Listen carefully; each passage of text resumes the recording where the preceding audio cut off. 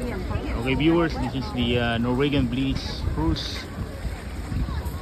that carries 1,600 crew members and 4,000 passengers, customers,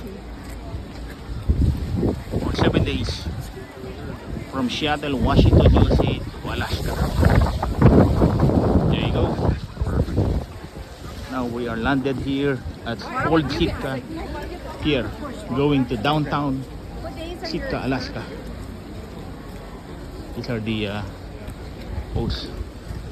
Look at that, guys. Look at that, viewers. Big ship.